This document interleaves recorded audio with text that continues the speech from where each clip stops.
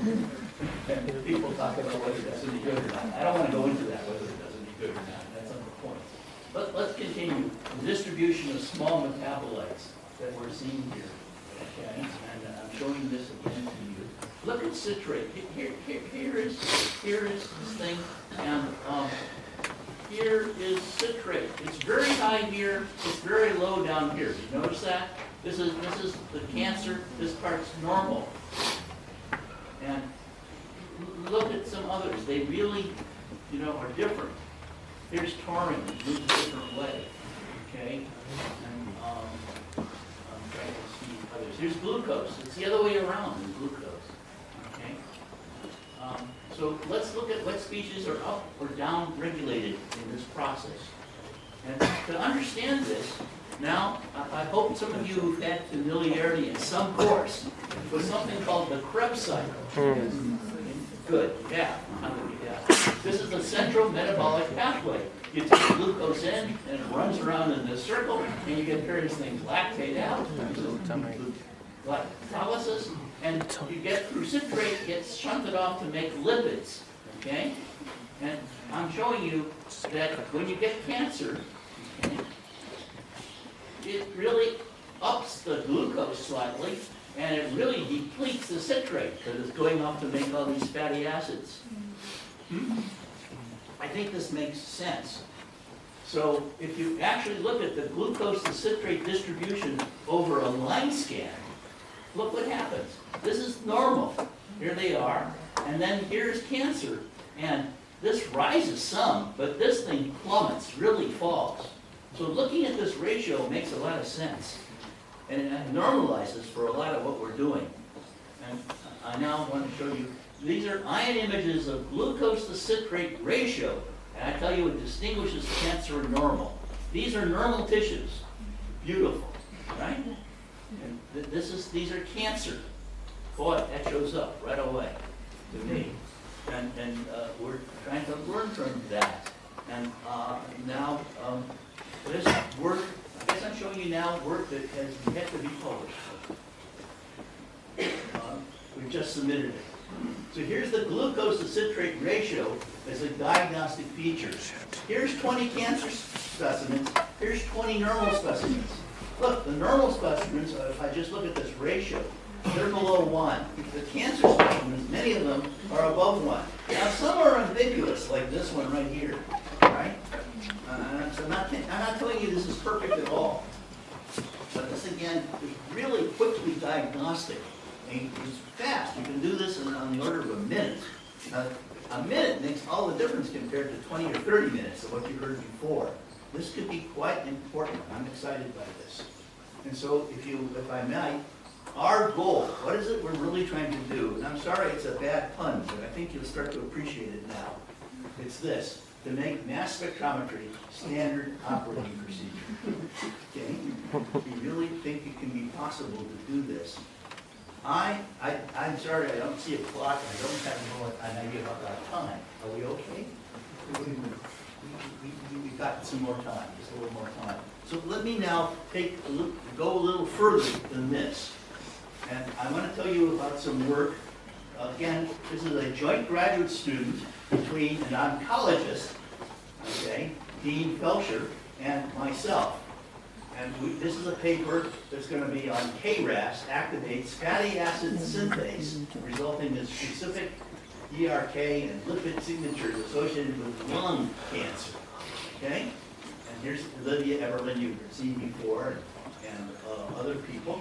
Okay, here's again Katie Margulis, Klein, and this is now unpublished, but hopefully soon will be published. Here's the background.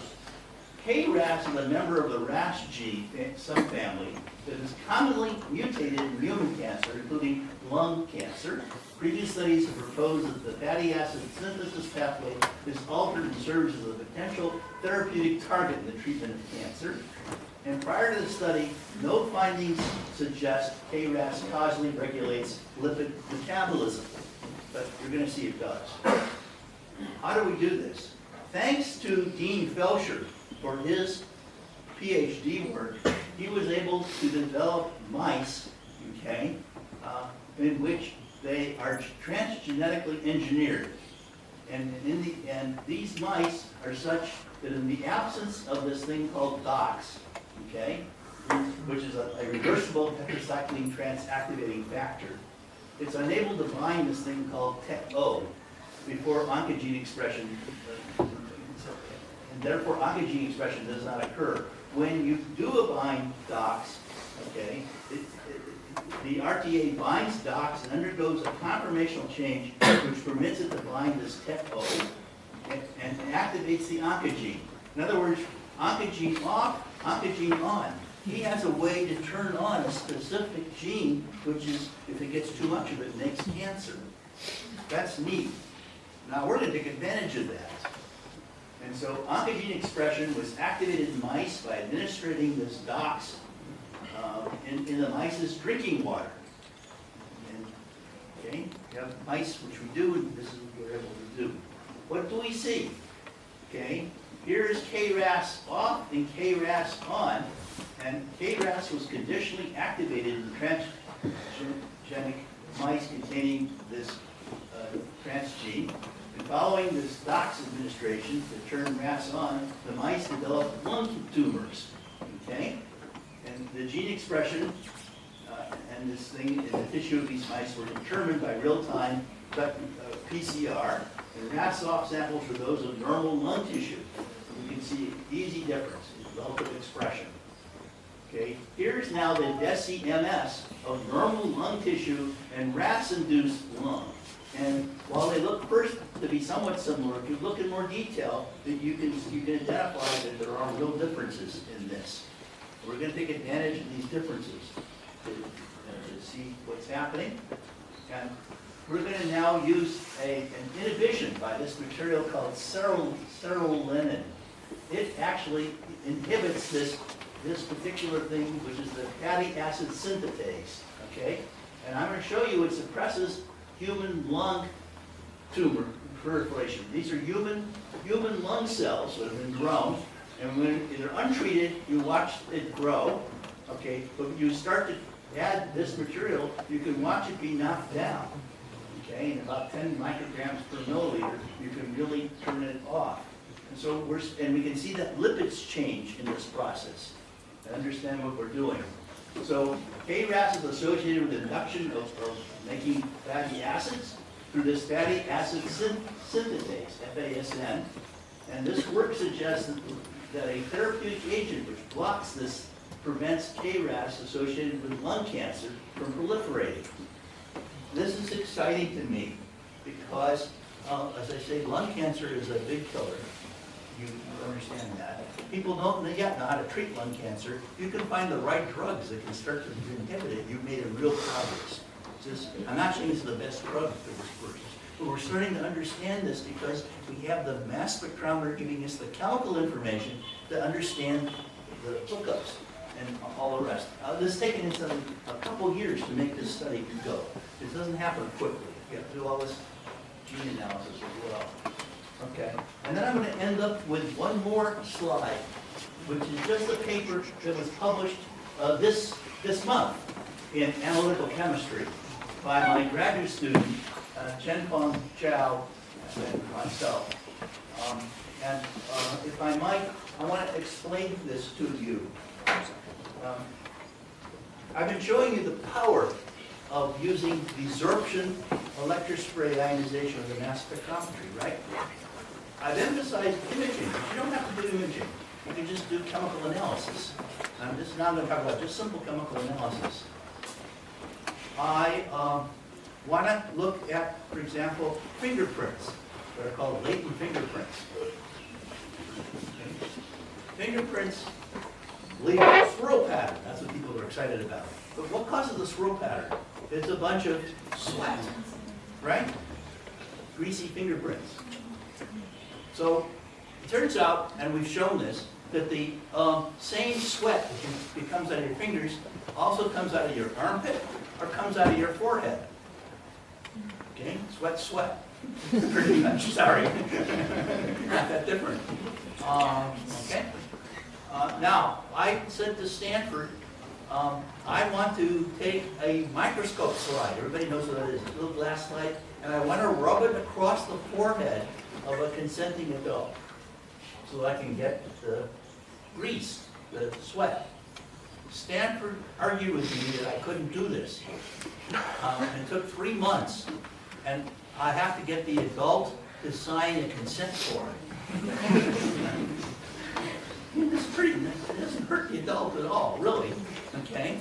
And then we ran around Stanford getting people to allow us to take the slide over their forehead and kept track of them. They fill out a questionnaire and they give permission. We'll stop at a moment later on and we'll figure out why was Stanford giving me such a hard time. This is called the IRB, the Institutional Review Board. For human subjects. It's after all research on human subjects, not on animals. That's what they've been censored. What did we find? We found that we could classify this information, because we're getting now, as you notice, hundreds of lipids. We could look at them, and we could tell you with about 89%, 89.2%, we did how many samples? 190 samples somewhere. 194 samples showed accuracies of 89.2%. For what? For whether it was a man or a woman.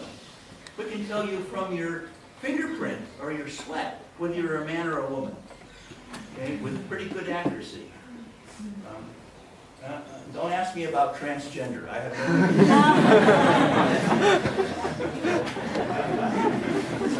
no what else could we do?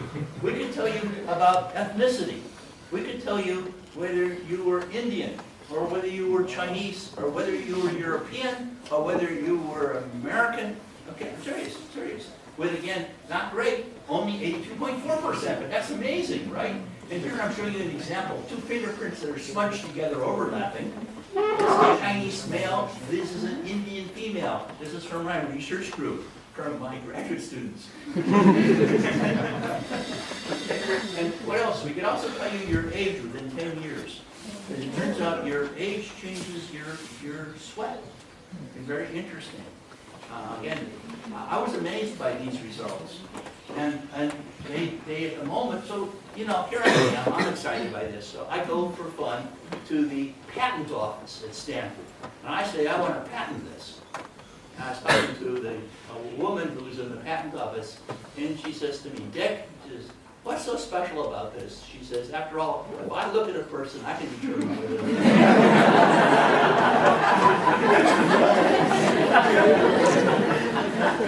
these are people in the patent office, right? Yeah, have you ever tried looking at a fingerprint?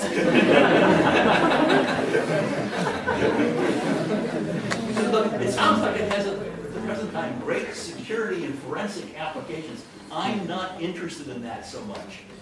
What I'm interested in is I believe this technique, we have yet to prove it, but I think it's going to happen.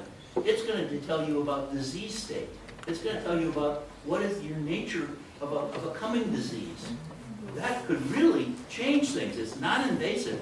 This is not a matter of taking blood, even, right? It's so simple to do and it can be done quickly to get this type of information. So again, I'm hoping a revolution will take place. Now let's stop for a moment. Why was Stanford giving me such a hard time?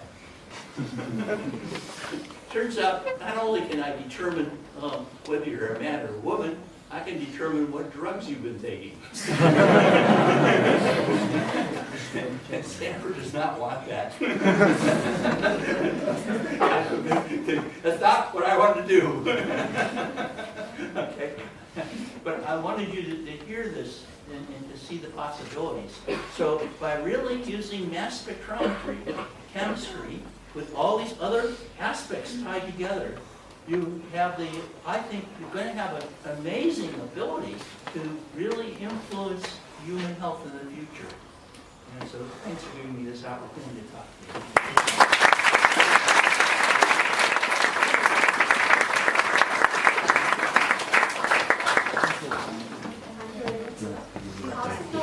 Questions for the audience.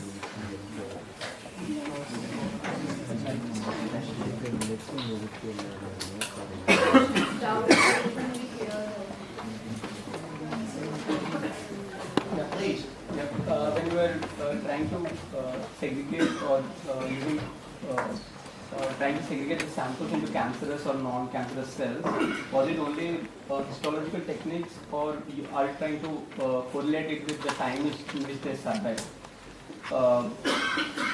Do you get it? When the last sample has been cut, when you are removing the tumor, when last tissue sample is taken, so is it just when you're doing supervised learning, right? To understand that from the mass spec data. So I'm using statistics and analysis Exactly. like the mass spec data because I drown in data otherwise with the mass spectrometer. Okay. So when you do that, how do you segregate samples into cancerous cells and non-cancerous cells? So I'm not sure I made it clear to you. I first have trained my system by people who gave me these bank samples, which are cancer or non-cancer. Once I know those patterns, then I can apply it. Incidentally, this idea of learning from patterns is amazingly powerful. I think it's a revolution. I don't know how many of you, well, I love to play chess. I didn't say I'm good at it. I love to play chess, and you know today that the computers can beat just about anybody in chess. Well, Go game for a while looked like it was, no one could handle it. But just recently, again, through deep learning, machine learning, which is what we're getting involved in, these patterns and learning from what people have done before, now they have computers which recently beat the European chess Go champion five games in a row. Okay, that is incredible. And I'm telling you, you might not first think about it. This is going to change chemistry too. It hasn't had that much application yet, but it's going to happen. This statistical ability, and that's part of what's happening. Now, if I could just expand a bit on your question, okay? I've been telling you always about cutting things out, right? But you don't have to, I don't think. At least I'm hoping not. So we've started a collaboration with people in the medical school in dermatology about whether or not we can look at skin. And people have all types of freckles, okay, and things, growths on their skin, one of our larger organs in the body. I'm hoping we can take the mass spectrometer. It doesn't hurt at all. If a droplet hit you, it bounces off like rain, okay? And start to learn, because we do now a lot of needless operations and then others we need to catch. And then maybe the future is that we can get smart and know about what type of cancer it is. Is it fast growing or not? Let's go back to this prostate thing again. Most people get, as I told you, many men get prostate, people die of something else. Why? Because mostly prostate cancer is lazy, okay? It doesn't go fast. But some are really aggressive. Can we tell the difference? Once we can, then we can really start to do better in treating things. Or suppose we're treating it and we look at some more sample. Can we, from that sample, know whether or not the drug you're taking is effective? These are where we're going. And that's a real individualized medicine that we're starting to do.